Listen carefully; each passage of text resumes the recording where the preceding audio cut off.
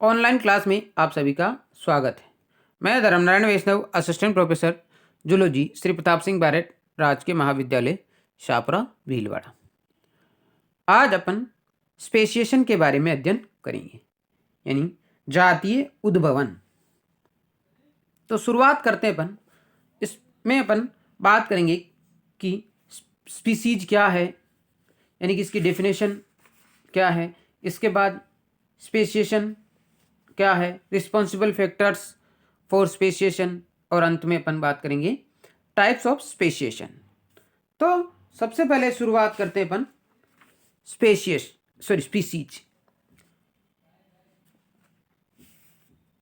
जाति की परिभाषा अलग अलग वैज्ञानिकों ने अपने अनुसार अलग अलग दी, परंतु जो आज की डेट में सबसे रिलेवेंट डेफिनेशन मानी जाती है वो है मायर, और उन्होंने 1940 में इसको डिफाइन किया था। उनके अनुसार जाति प्राणियों का वह समूह है जो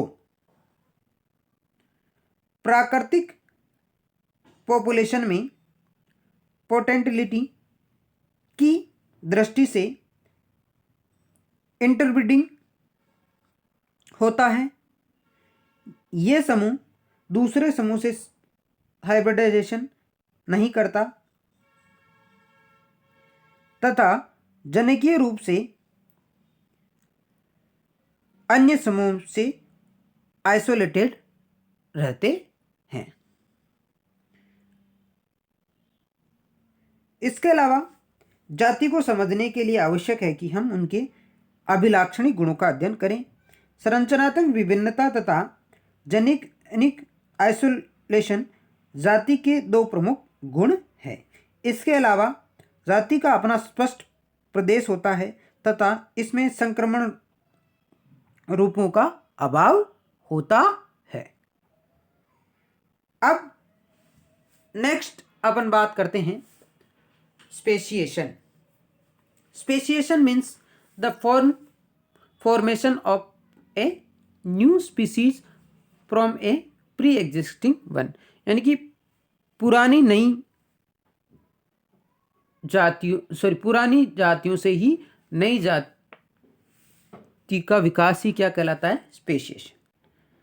does not occur suddenly, long slow accumulation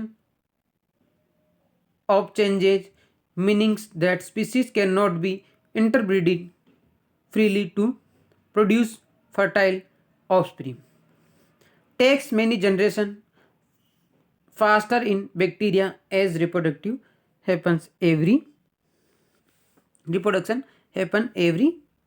20 minutes। अब इसको एक, अगर मायर ने इसको हिंदी परिभाषित किया था, उसको अपन हिंदी में बात कर लेते हैं। यदि कोई पॉपुलेशन अपनी पेरेंटल स्पीसीज से जोग्राफिकल आइसोलेशन द्वारा अलग हो जाती है। यदि इसको वापस बताओ, यदि कोई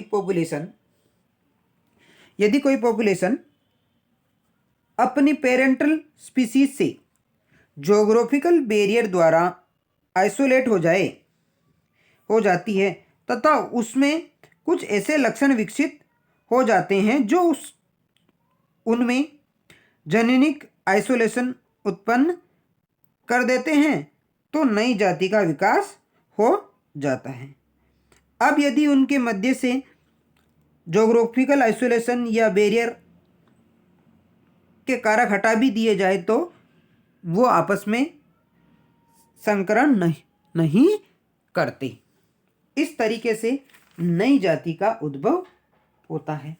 अब नई जाति के उद्भव के लिए रिस्पॉन्सिबल कारक कौन कौन से हैं, उनके बारे में अपन बात करते हैं। यहाँ मैंने आपको 4 अलग अलग डायग्राम बता रहे। सबसे पहला है आइसोलेशन, रिप्रोडक्टिव आइसोलेशन या आइसोलेशन। ये क्या है? जातीय उद्भव के लिए उत्तरदायी कारक है। मुख्य रूप से 5 कारक हैं, उसमें से अपन यहाँ बात करेंगे 4 कारकों के बारे में। ठीक है, तो शुरुआत करते हैं अपन आइसोलेशन।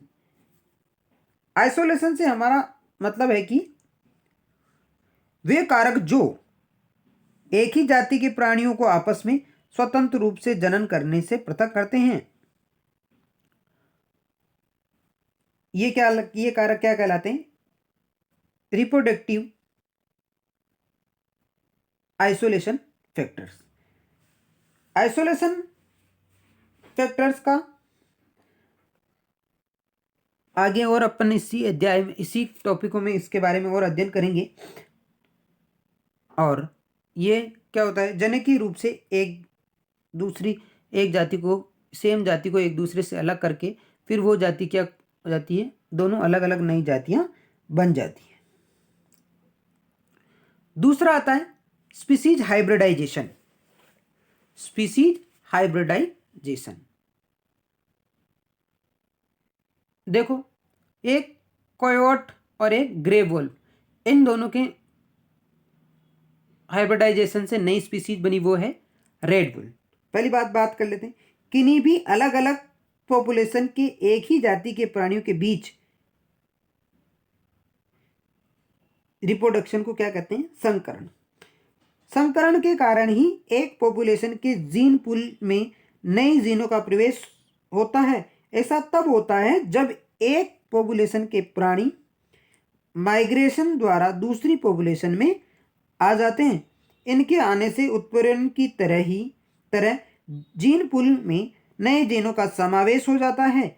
इस तरह के जीनों का प्रसार व उत्तरजीविता की दर उत्परिवर्तन जीनों की तुलना में अधिक होती है। इस तरह नए जीनी संयोग वाले प्राणी में दो पॉपुलेशन के गुणों का समावेश होता है और इस तरीके से एक नई जाति की उत्पत्ति हो जाती है।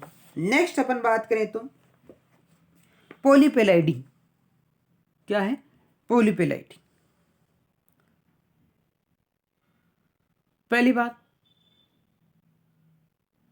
Condition of some organism whose cells contain more than 2 homologous of chromosome। ये ट्रिप्लॉइडी, टेट्रापॉलिडी, पेंटापोलिक, हेक्सापोलिडी एटसेट्रा। वैसे तो जातीय उद्भव में सैकड़ों हजारों वर्ष लगते हैं, परंतु पॉलीपेलाइडी यानी बहुगुणितता द्वारा एक ही चरण में नई जाति का उद्भव हो जाता है।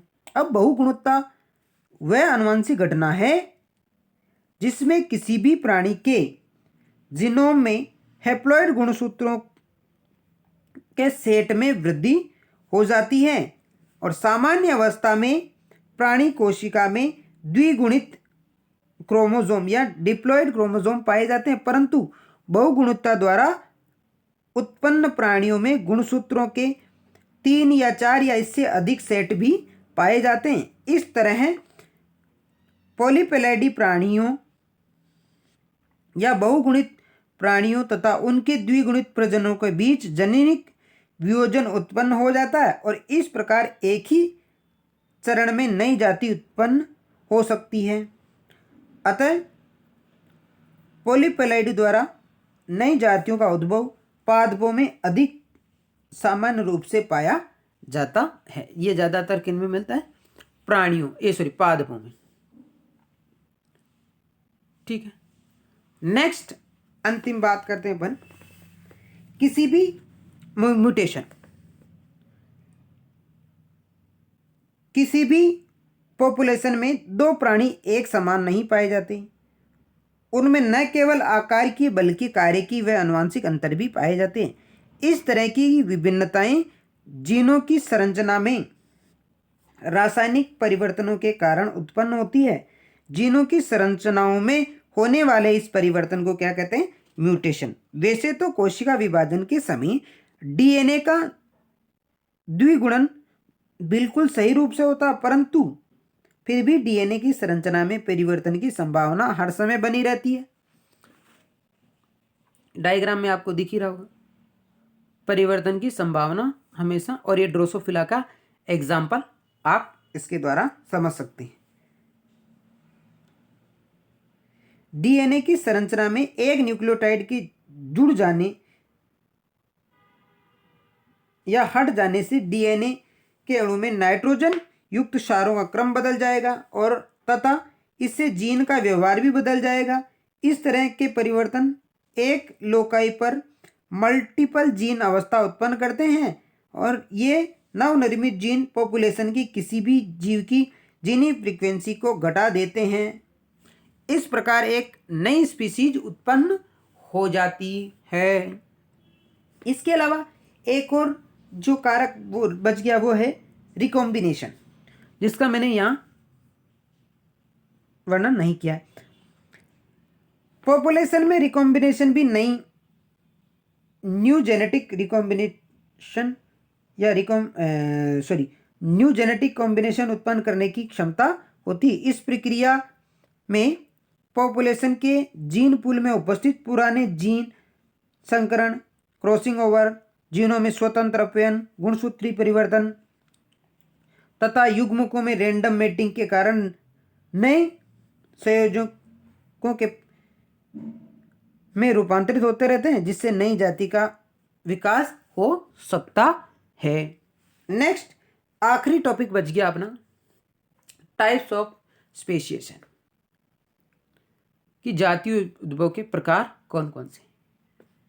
सबसे पहला एलोपाट्रिक जोग्राफिकल आइसोलेशन, ये बात आपको ध्यान रखनी है।